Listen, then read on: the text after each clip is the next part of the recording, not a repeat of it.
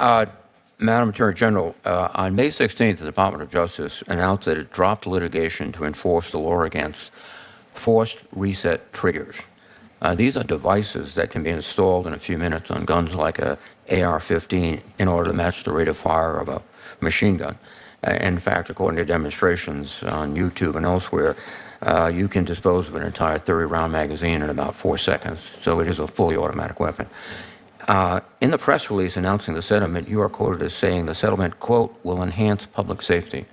How does putting more automatic weapons, which have been against the law since the 19th? This may look like a narrow dispute over firearms regulation, but it's actually a referendum on how power is exercised when legal precedent conflicts with public trust.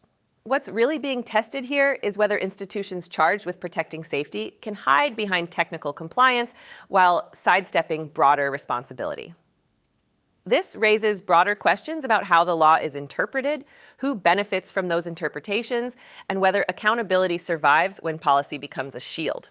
In this video, we'll break down how a single enforcement decision exposes deeper tensions between authority, restraint, and democratic oversight. Senator Reid. Chairman Moran, thank you. You're welcome. Yes. Madam Attorney General, on May 16th, the Department of Justice announced that it dropped litigation to enforce the law against forced reset triggers. These are devices that can be installed in a few minutes on guns like a AR-15 in order to match the rate of fire of a machine gun. In fact, according to demonstrations on YouTube and elsewhere, you can dispose of an entire 30-round magazine in about 4 seconds. So it is a fully automatic weapon. In the press release announcing the settlement, you are quoted as saying the settlement, quote, will enhance public safety. How does putting more automatic weapons, which have been against the law since the 1930s, enhance public safety? Thank you for that question, Senator Reid. What that will do, it will enhance public safety by settling the litigation, because it is a guarantee that the manufacturer will not put that in handguns. We settled those cases because it was the right decision under the law. Nothing's comical about this. These devices are materially the same as bump stocks. The Supreme Court said last year that they are not machine guns under federal law. We followed the law. We will continue to follow the law. I'm a career prosecutor. I'm going to do everything in my power to keep Americans safe. What we should be concerned about up here are all the illegal guns flowing into our country by illegal aliens who have been free to walk into our country over the past 4 years. And we've taken thousands of those guns off of the street, including drugs, How can you go ahead? Violent criminals. Excuse me.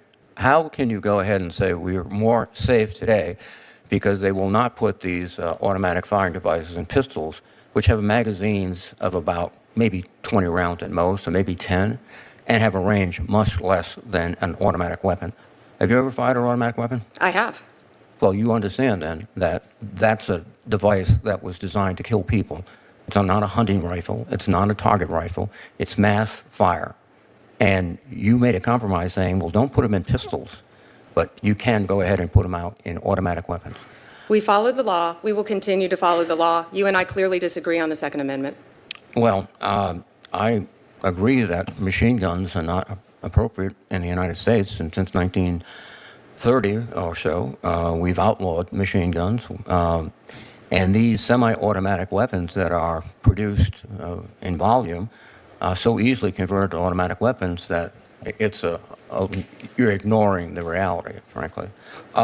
I'm following the law, Senator. Well, yes, that's right. By the way, how many American weapons are going to Mexico in a year? What are we doing to stop American weapons going to Mexico to arm their gangs? Well, we need to support that on both sides. Well, what are you doing? What are you doing to support it on our side?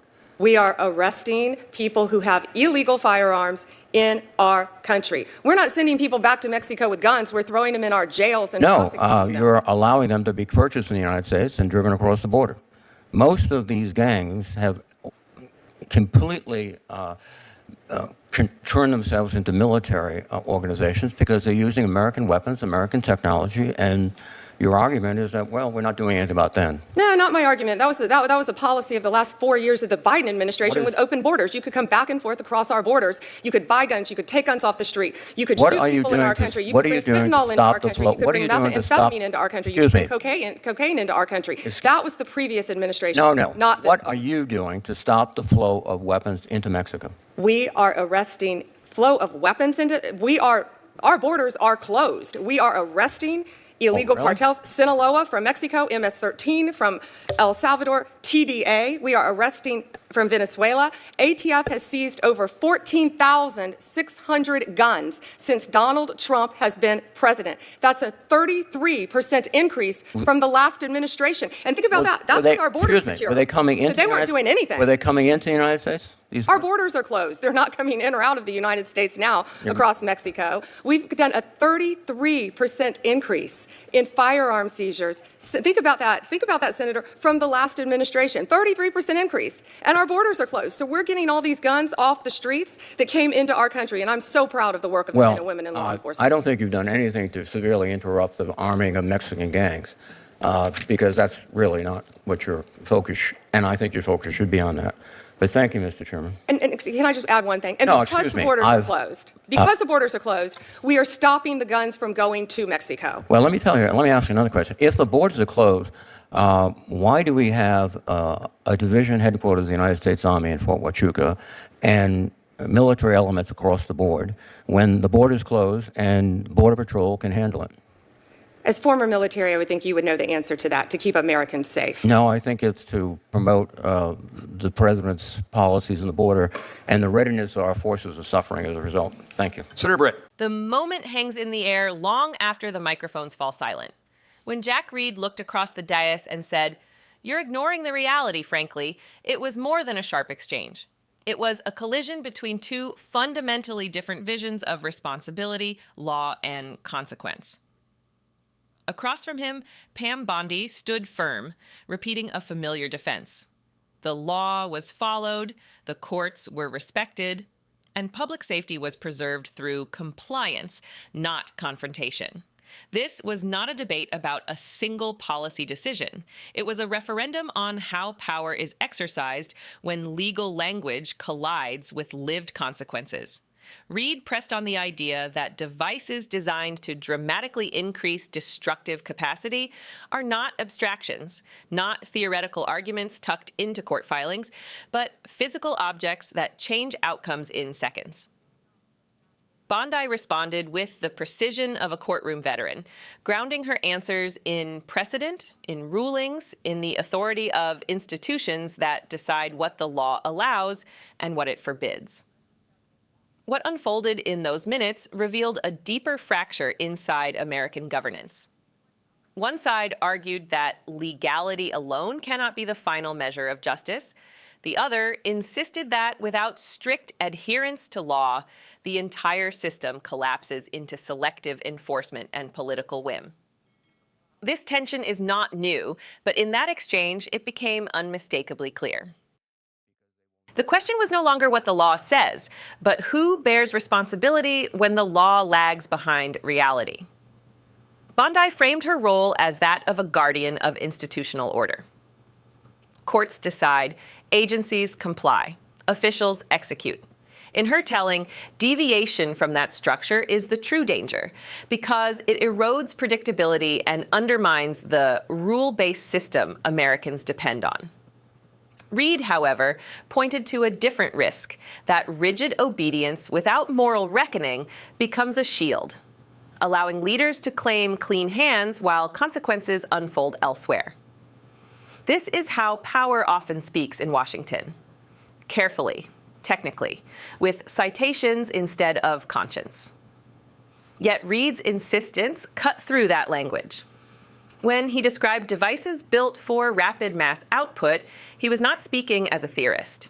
He was challenging the idea that responsibility ends at the courthouse door. He was arguing that leadership requires acknowledging reality as it is, not just as statutes define it. The exchange widened as the conversation shifted to borders, enforcement, and national priorities. Bondi invoked statistics and operational successes, presenting an image of control restored and order reasserted. Reed questioned whether those claims matched the broader picture, whether the focus of enforcement aligned with the stated goals of safety and stability. What emerged was not clarity, but contrast. Two narratives running in parallel, rarely intersecting. One narrative emphasizes authority, closure, and institutional confidence. The other emphasizes outcomes, spillover effects, and unintended consequences. Both claim to speak for the public good. Both insist they are protecting the nation. And yet, as the exchange grew more strained, it became evident that they were speaking past each other, not because facts were absent, but because values diverged. This is the quiet crisis inside modern governance. Laws are followed, yet trust erodes. Metrics improve, yet unease remains. Officials defend their records, while citizens struggle to reconcile official assurances with the realities they perceive. Reed's frustration was not simply about one decision. It was about a system that too often treats legality as the end of the conversation, rather than the beginning. Bondi's confidence was equally revealing.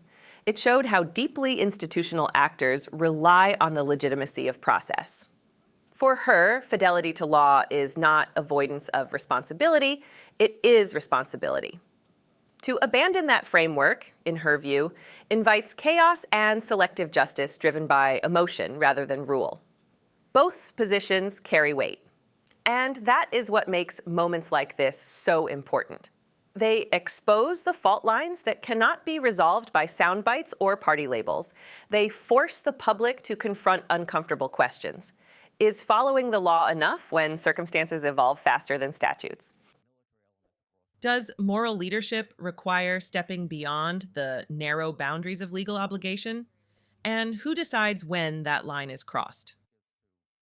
As the gavel moved on and the cameras prepared to cut away, nothing was truly settled. But something was revealed. The American system is not just a machine of rules and rulings. It is a reflection of choices made by people entrusted with power. Choices about when to push, when to comply, and when to acknowledge that reality demands more than procedural answers. In moments like this, democracy does not announce itself with certainty. It reveals itself through tension, disagreement, and the uneasy balance between law and conscience. That balance is fragile. It requires scrutiny, it requires memory, and it requires citizens willing to look beyond the surface of official statements and ask what they truly mean. That is why these hearings matter, not for the shouting, not for the headlines, but for the glimpses they offer into how power justifies itself and how it is challenged. If you believe accountability does not end with legal technicalities, if you believe leadership must confront reality as it exists, not just as it is written, then stay engaged. Support independent analysis. And subscribe to Liberty Report USA to help expose the truth behind the words.